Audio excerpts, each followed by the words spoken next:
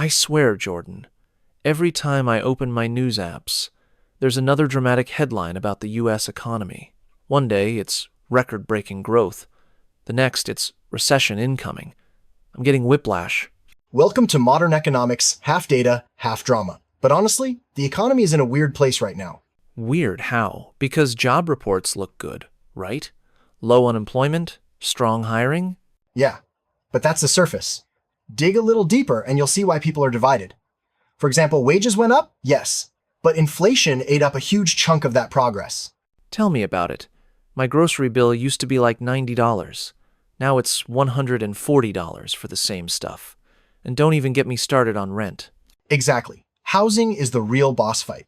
Mortgage rates skyrocketed after the Fed raised interest rates to tame inflation. So buying a home is still out of reach for a lot of people. But didn't inflation slow down? Slowed? Yes.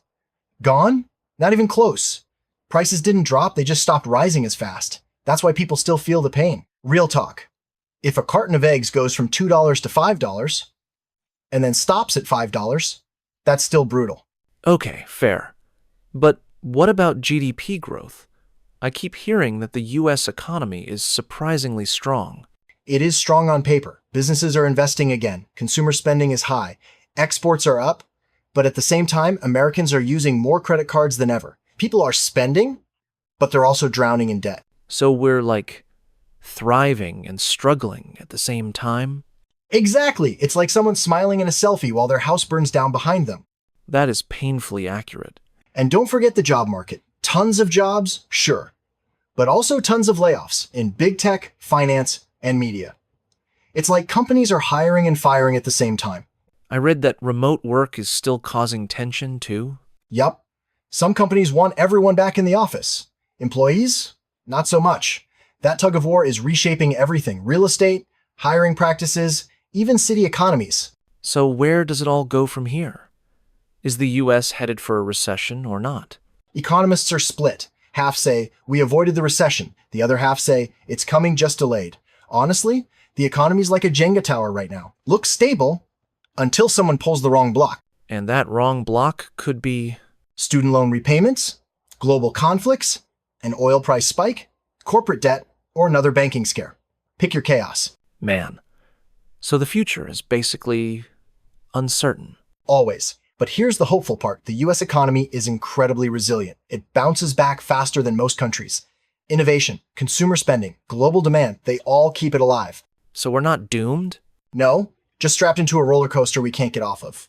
But hey, at least the view is interesting. Cheers to that. And to hoping my grocery bill stops acting like Bitcoin. Amen. Look, Jordan, the US economy is doing better than people say. GDP is strong, unemployment is low, and businesses are investing again. You're quoting headlines, not reality. People are still struggling. Prices never went back down. Wages went up on paper, but inflation ate the difference. But inflation has slowed, and that's what matters. The Fed's policies worked. Worked? We're still paying 30–40% more for the same groceries. If the fire stops spreading, the house is still burned. Okay, fair point, but consumers are spending. Travel, tech, entertainment, everything is booming. That doesn't happen in a weak economy. People are spending because they're using credit cards. Credit card debt is at record highs. That's not strength, that's desperation. You're ignoring the good parts. The US job market is still one of the strongest globally. Companies want talent. And yet big tech just laid off thousands. Strong job market until you're the one getting the email. Layoffs happen every year. What matters is overall job creation, and numbers show recovery. Numbers also show housing affordability is the worst in decades. Mortgage rates? Insane. Rent? Even worse. Housing will correct, it always does. Markets cool, rates drop.